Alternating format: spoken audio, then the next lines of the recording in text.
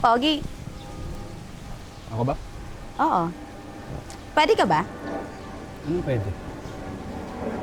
3 hours. 3 hours? Prostitute ka? Oo. Tanghaling tapat, prostitute ka? Ano ka ba? Kapag gabi kasi, wala. Agaw. Sakto na, kailangan ako ng kasambahay. Ang bahay ko. Bahay mo yan? Hindi ka na. Uy! Ang laki pala ng bahay mo, sir. Still at home. Actually, ako na kasi mag-isa rito. So, nangangailangan talaga ako ng kasambahay. Magkano ba yung sahod ng kasambahay? 40K. Ano? 40K? Joke lang, sir. Di naman mabiro. Kahit kain tulog lang, okay na po sa akin yun. Okay. So, may gagawin lang akong paperwork sa taas. May iwan mo na kita rito. Kamu na bahala rito. Okay? Kain na po tayo, sir. Thank you. Sabayan mo na ako. Sige lang po. Nahiya pa ako eh. Naku, nahiya ka pa. Nagpapakain ka nga eh. Sige na nga po. Maupo ka dyan. So, bakit ka nga ba napunta dyan sa trabaho mo? Ano po kasi, galing pa ako ng summer. So, yung mama ko, yung papa ko, wala na po sila. Pumunta po ako dito sa Maynila para magkaroon ng trabaho. Kaso po, ang nangyari sa akin, napunta ko dito sa pagiging, alam mo na yun, prostitute. Prostitute. Tanghaling tapat, prostitute. Ganito po kasi yun. Paggabi po kasi, madami kang kaagaw. So, pag umaga, ako lang. Strategy ba? Ganda ng strategy mo ah.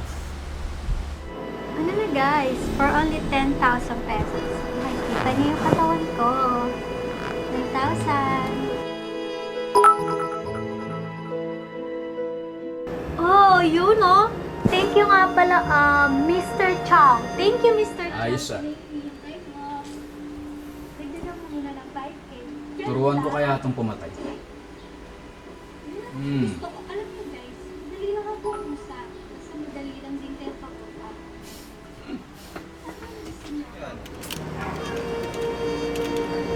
Sige na guys, pera-pera lang yan. Pwede kitang tulungan. Uy, tumingin ka sa live mo.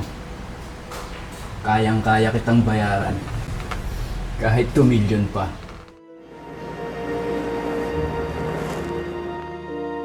Turuan ko kayang pumatay. Kill someone? Hindi ko kayang pumatay! Ano ba, Mr. Chan? Hindi na, pumatay ka na. 5 million. Siguro naman kaya mo na. Sige, pero kailangan mag-send ka ng kalahati ngayon. Pag nag-send ka, gagawin natin yung paraan yung gusto mo.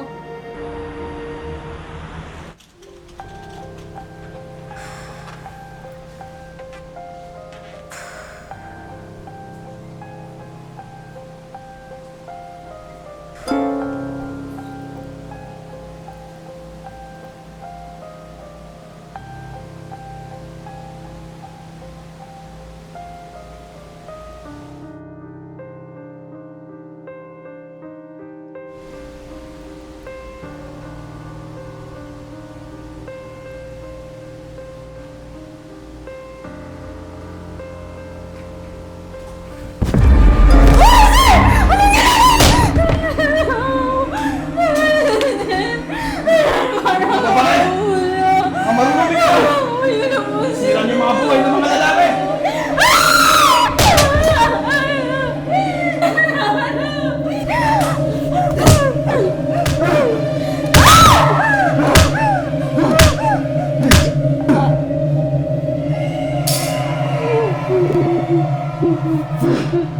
Wala kayong karapatang mabuhay sa mundo!